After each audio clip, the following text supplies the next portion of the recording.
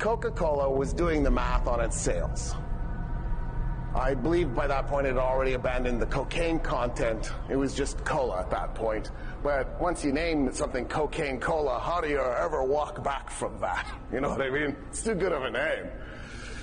So they noticed something. People bought Coca-Cola in the summer.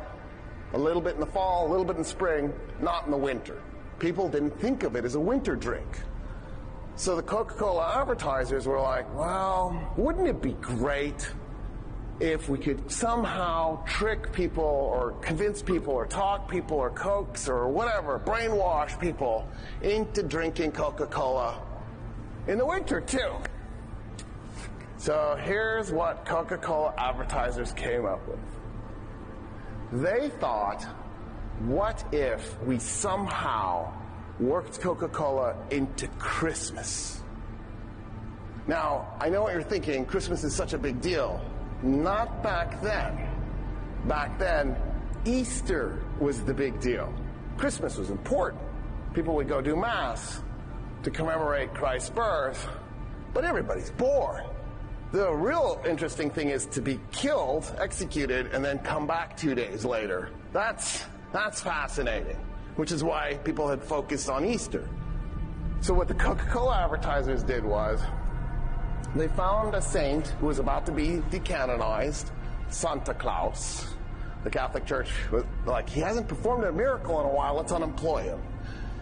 They grabbed him, they merged him with the story of Saint Nick, and then somebody got inspired. And the inspiration was to merge him with Kris Kringle. Kris Kringle was a Danish thief whose job in the day was a chimney sweep.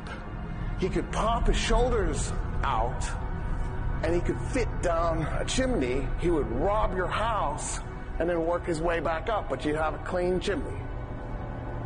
And they merged this together, but they then took St. Nicholas out. He was usually portrayed as a young man and skinny young man in green and brown clothing.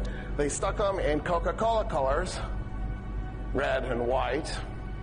They even decided to give him some pink in his skin to keep the Coca-Cola colors going. So they made him an old man so he could have white hair. And then they stuck him on the bottle. That's why periodically you'll see Santa Claus on a Coca-Cola bottle or a Coca-Cola can around Christmas time. Because they made him up. And they transformed Christmas.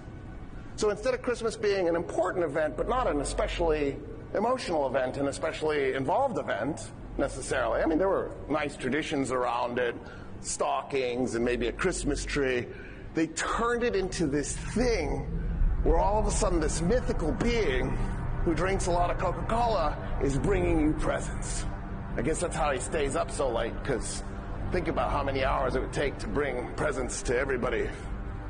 And in the process now, the average Christian in the United States at least thinks Christmas is the important Christian holiday. And it's forced other religions to think about what holiday they could promote during that time period, like Hanukkah. Hanukkah was never especially important. I mean, it's important, but not like, you wouldn't evolve like a whole bunch of time and energy and effort around it. But then, right, if you're Jewish and you're like looking at your kids going, we wish we had a Christmas tree, you need something to compete with this. And the next thing you know, there's a Kwanzaa because of Coca-Cola advertisers trying to get you to drink more Coca-Cola. They've changed our religion. They've changed our culture. They've changed us economically. So you can imagine what happens when you have a government deliberately thinking about these things.